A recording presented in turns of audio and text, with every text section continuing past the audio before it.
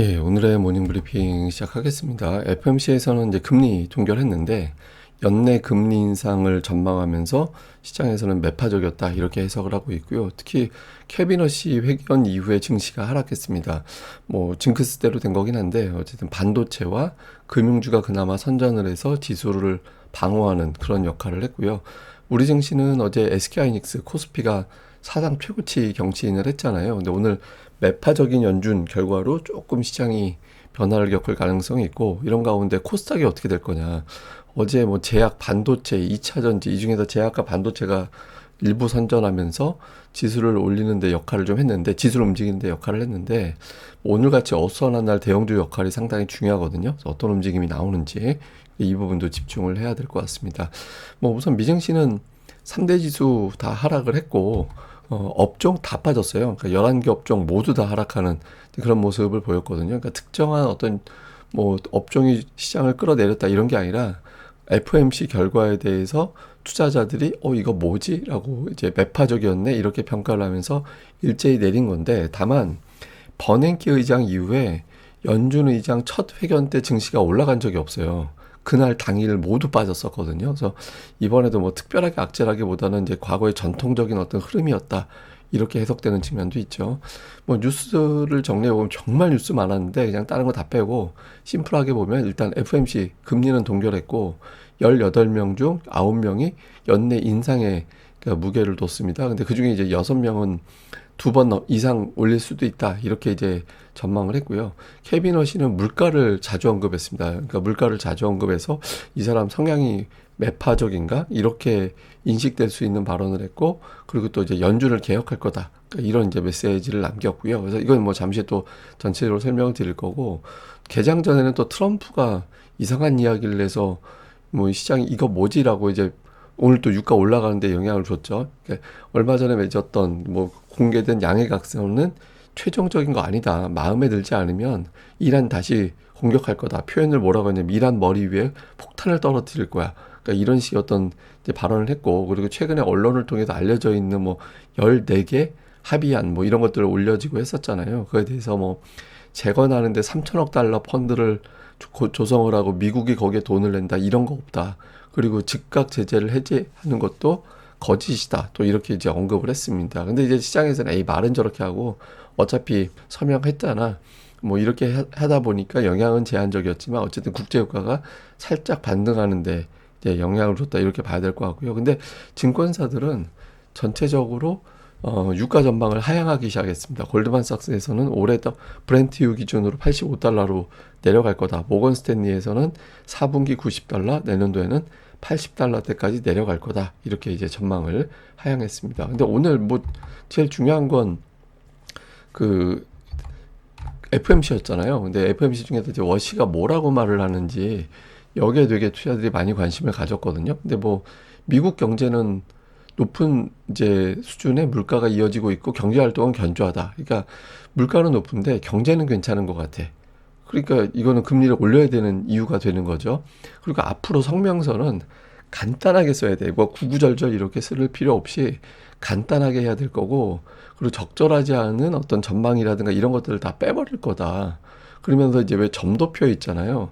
그러니까 점도표 이거 의미 없는 것 같다. 왜냐면 연준 위원들이 이 점도표 찍을 때 정말 심혈을 기울여서 찍는 느낌이 없다. 그러니까 이게 무슨 도움이 되겠냐. 그래서 이걸 제거할 거다. 이렇게 이야기를 했거든요. 근데 이 부분에 대해서 시장의 평가는 그냥 할 소리 했다. 원래 스타일이다. 이렇게 평가하는 부분도 있지만 한편으로는 이렇게 되면 문구 하나, 발언 하나의 해석을 너무 분분하게 할 거라서 나중에 후유증이 생길 거다. 그러니까 이런 식의 해석도 일부에서는 있었습니다. 그리고 이 사람은 오늘 물가 이야기보다 연준 개혁해야 된다라는 거에 더 방점을 찍은 듯한 느낌이었거든요. 연준 개혁을 위한 테스크포스 팀을 출범할 건데, 특히 대차대조표, 연준이, 그러니까 이게 이제 쉽게 얘기하면 전당포 역할 얘기하는 겁니다. 그러니까 연준이 시중에 돈이 없으면 아무거나 가져와, 내가 돈으로 다 바꿔줄게라고 해서 좀 돈 가치가 좀 떨어지는 채권 뭐 이런 것까지 다 받아주면서 돈으로 주고 막 이랬었거든요. 담보로 이제 채권 받아가지고. 근데 이게 과연 타당하게 운영되고 있는 건지 검토를 해봐야 될 것 같다. 그러니까 통화정책 수단이 금리냐 아니면 대차대조표냐, 어떤 게 더 중요한 어떤 정책이냐 이거에 대해서 살펴보겠다. 그래서 좀 연준을 개혁을 하겠다. 그러니까 이런 어떤 메시지를 남기기도 했고, 그리고 이제 현재 연준은 물가 목표를 달성하지 못했고 이제부터는 이제 물가 상승 2차 충격. 예를 들어서 뭐 지금 기름이 올랐다. 그럼 이제 기름이 올라간 게 뭐 계란값, 우유값 이런 것까지 영향을 주는 것을 막는 데 주력을 할 거다. 또 이렇게 이야기를 했거든요. 근데 이렇게 내용을 보면 트럼프가 왜 워시를 임명했는지 모르겠어요. 예, 그러니까 파월은 그냥 파월보다 더 매파적으로 보이거든요. 근데 파월이 금리 안 내린다라고 비판하면서 워시를 임명한 건데 워시는 오히려 파월보다 약간 성향이 매파적인 거 아닌가? 이렇게 비춰져 가지고 어쨌든 뭐 스타일 자체만 놓고 보면은 파월보다는 조금 더 매파적에 가까웠다 이렇게 평가를 받는 것 같습니다. 자, 그리고 이제 점도표가 공개가 됐거든요. 그러니까 지난번 거하고 비교를 제가 해봤는데 3월 거가 이게 지금 보시는 게 3월 겁니다.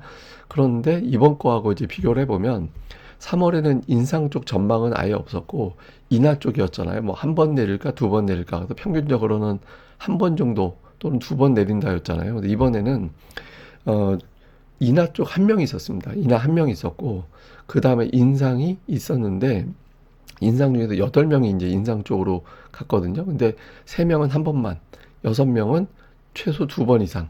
그러니까 이렇게 또 잡았습니다. 그래서 이제 평균적으로 보면은 그 중간값 기준으로 보면은 지금보다 금리가 한 번 정도는 올라갈 것 같아. 이렇게 됐거든요. 근데 그 이것도 이렇고 다음에 또 하나 경제 전망. 경제 전망 같은 경우는 뭐 GDP가 어떻게 되고 뭐 고용 지표가 어떻게 되고 이게 중요한 게 아니라 물가 지표를 어떻게 전망하는지가 중요한데 물가 지표가 되게 높아졌어요. 예, PC 같은 경우는 기존에 2.7% 정도 물가가 올라간다 이렇게 봤었는데 3.6%, 0.9%포인트나 높여 잡았고요.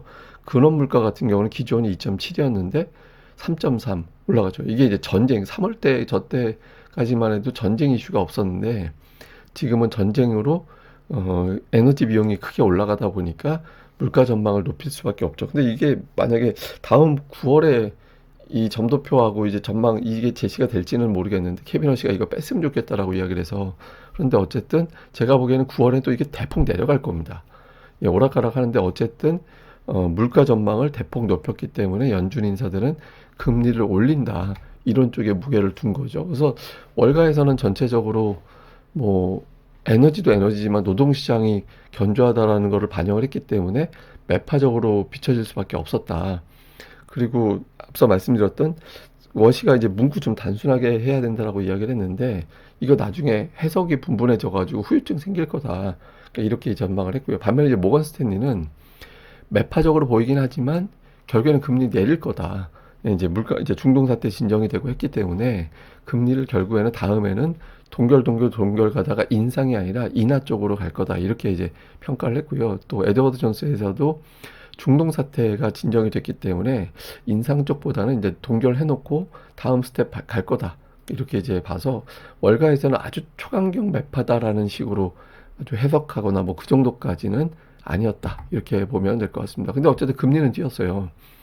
예, 금리가 이제 그 연내 인상한다네 라고 해서 1차적으로 올라갔다가 이제 케빈 허시가 약간 매파적인 발언을 하고 하다 보니까 그 다음에 또 올라가는 이제 그런 모습을 보인 게 이제 특징이었습니다. 주요 종목은 시총 상위 중에서는 이제 브로드컴, 마이크론 테크놀로지, AMD, JP 모건 정도만 올랐고 대부분 다 하락을 했고요.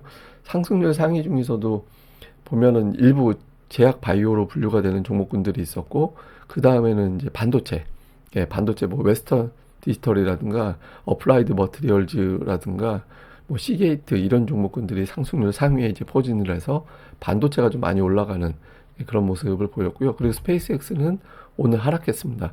5% 가까이 장 초반만 해도 뭐 205달러 막 이렇게 올라가기도 했었는데 저 개장 전까지만 해도 근데 뭐 금리 올린다라고 하면 아무래도 이런 종목들에는 부담을 느끼죠. 근데 이게 하락하면 어떤 현상이 나올 수 있냐면 이게 또 현금인출기로 바뀔 수도 있어요. 그러니까 여기서 나와서 다른 종목 증시를 끌어내리는 현상보다는 다른 종목으로 매수세가 넘어가는 그런 현상이 나올 수 있거든요. 그래서 스페이스X가 지수에 편입되기 전까지는 일단 좀 시소 그런 역할을 할 가능성이 있다. 이렇게 보면 되겠습니다.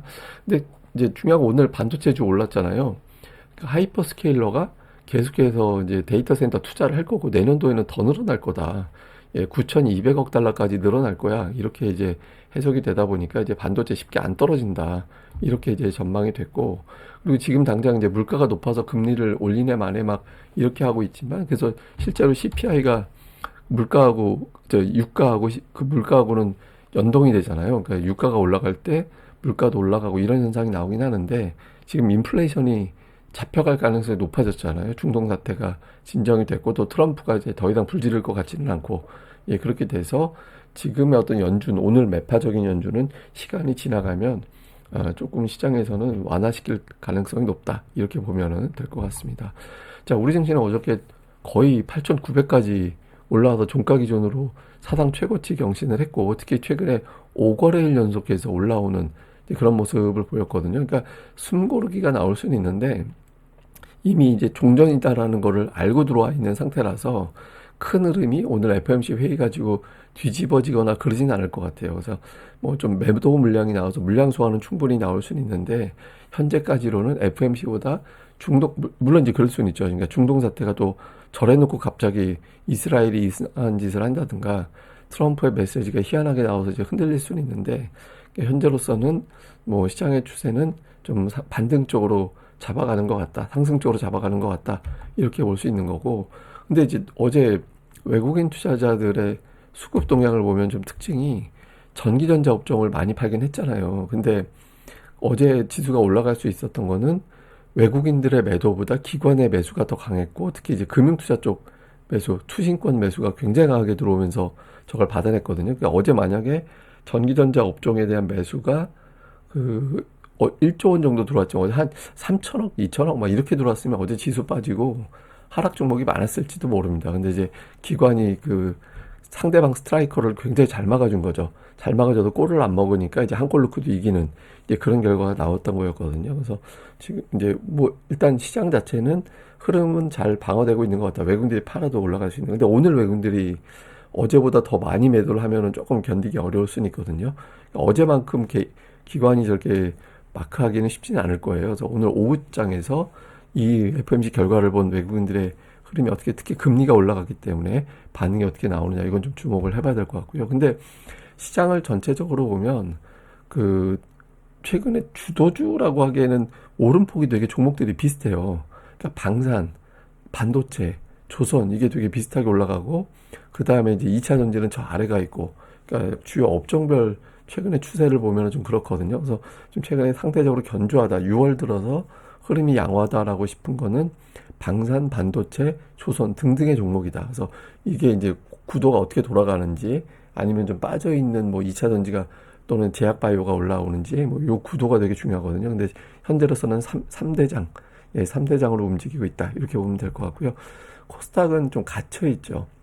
갇혀있는 그런 모습인데, 뭐 이 상태로 계속 고정되진 않을 것 같거든요. 근데 지금 보면은 흐름 자체가 여기서 한 차례 정도 크게 올라가는 그런 시도가 필요해요. 그러니까 이전에 어설프게 횡보하면 3월에 보면 강력하게 반전이 나왔다가 어설프게 횡보만 하다가 뚝 떨어졌잖아요. 근데 그 4월 초반 이후에 하락, 그 다음에 이제 반등 나올 때 보면은 횡보하다가 한 차례 또 쭉 하고 치고 올라가면서 21선 강하게 돌파하는 그런 움직임이 나오면서 한동안 더 밀고 올라갔었잖아요.